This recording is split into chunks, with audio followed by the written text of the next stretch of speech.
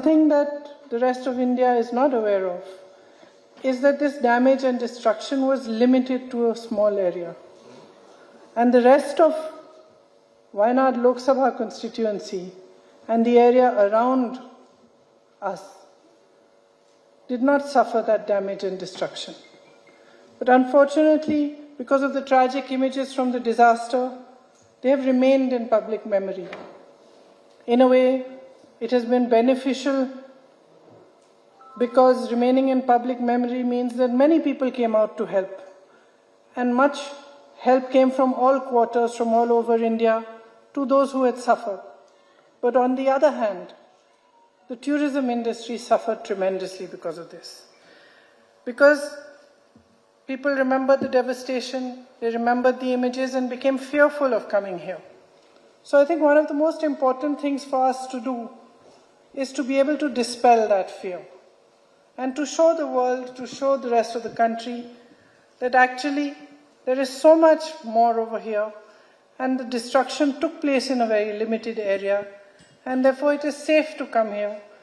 When I come here myself, I am always struck by the beauty. There is so much natural beauty, so many resources, whether it's the tea gardens, the coffee estates, the spices that grow here, the jungles, and just generally the vegetation, the waterfalls, the Edakal caves. There is just so much beauty and so much potential for tourism. And I feel that that potential is not fully reached. I think that one of the most important things for us is to grow that potential. Most importantly, after what happened last year, because that devastation has caused a lot of harm to livelihood, a lot of destruction to livelihood, not just in the limited area, but as I said, because of public perception all across Wayanad constituency. So I feel that what you're doing here is actually a very important service. When you meet and discuss and you network with each other, you also help the local networks to grow.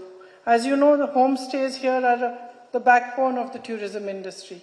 I think there's much more that we can do, even to network the homestays with each other, to create a stronger support system for them, to show them better means of advertising and other having publicity about their beautiful homestays, as well as, of course, all of you who are resort owners and bigger hotels and resorts like the one we are sitting in here today.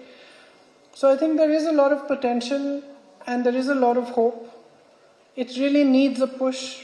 As the MP of Wayanad, I am happy to do anything possible that is within my scope and anything that I can push for even outside of it to help you and to support you to rebuild the industry here and to bring in as much knowledge as we can, as much information as we can, as well as to show, as I said, to show India and to show the world all that is so beautiful and available here from a tourism point of view. For Wayanad, tourism is not merely an economic enterprise. For many in our local communities, tourism is an extension of their way of life as well. It's a celebration of our rich cultural heritage.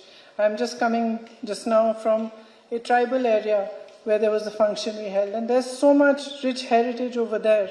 Again, so much that people who are traveling from other parts of India can learn from and can see and experience. So experiential tourism is also very important. Few places in the world offer the diverse landscape that we have here. We have hills, tropical forests, rivers, and other unique ecosystems. But they're not very well known. Even back in Delhi, people have heard of Ooty. But maybe because of the political, as you said, because of the politics of Wayanad, they hear of Wayanad, but not as a tourism destination in the way that it should be, given the natural beauty of the place and given the assets that we have. Whether it's nature lovers or people with interest in learning about indigenous cultures, we have something for everybody. We have the prehistoric caves, as I said, the stunning Chembra Peak, from the spectacular views of the Banasura Dam, Asia's second largest earthen dam. There's just so much that can be shown to the rest of the world.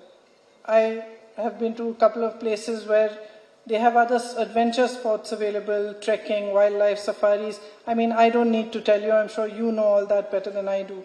I think more than anything else, it is really how are you going to make all this worthwhile in terms of livelihoods for people over here? How are you going to grow and build the tourism industry? And how are you going to bring knowledge from outside of Wayanad to be able to strengthen the networks that you have over here? Similarly, with strengthening the networks and meets like this, you will be able to show others what is available here and what can be done. I really truly believe that there is a lot that can be done. I think that sustainable tourism is very important. I think in many places around India, which are naturally very beautiful, we see that with tourism, progressively we're also destroying the natural beauty of the place. You see many hill stations which are overcrowded, where there is garbage all over, and basically we have forgotten that it is the natural beauty of that place which is giving us the resource and the livelihood, and we have forgotten to look after it. So one thing I do urge is that when there is development and tourism, we take care of the actual asset that is bringing all that to us. And we take care to do whatever activities we are doing with respect for the environment, respect for nature, and respect for that which is giving us, which is the source of our livelihood. Because I think it would be a great pity if the natural beauty of Wayanad would be destroyed. But we are far from that right now, and I'm happy to say that. I think we can emerge as a world-class destination, but you need to build a long-term roadmap to build a sustainable model of tourism. It must involve the active participation of our local communities in owning, operating and managing tourism projects. I firmly believe that Wayanad will emerge as a center of wellness tourism and ecotourism as well. And of course, Ayurveda, which is growing now all around the world, I think that's another great resource that we have. So I think all of you will play a very central role in boosting this tourism here, especially with your expertise in different areas of the industry. I really do hope that these few days you spend here are spent fruitfully for you, and that you are able to build your networks with each other, able to exchange ideas, exchange knowledge, so that everybody in Wayanad can prosper and be more and more successful in this industry. I invite all the stakeholders to work together to help put Wayanad on the global tourism map once more. And as I stand here, I'd like to say that I have visited many homestays over here, and people are really, their livelihood depended on those homestays. You know, young women who converted their homes or took a loan to build these places.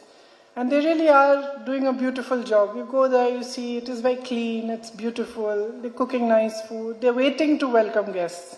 And my heart broke during the election time when I went to one after the other, and I just saw that they're waiting. With whatever resources they had, they've created beautiful places, they're waiting to welcome people back.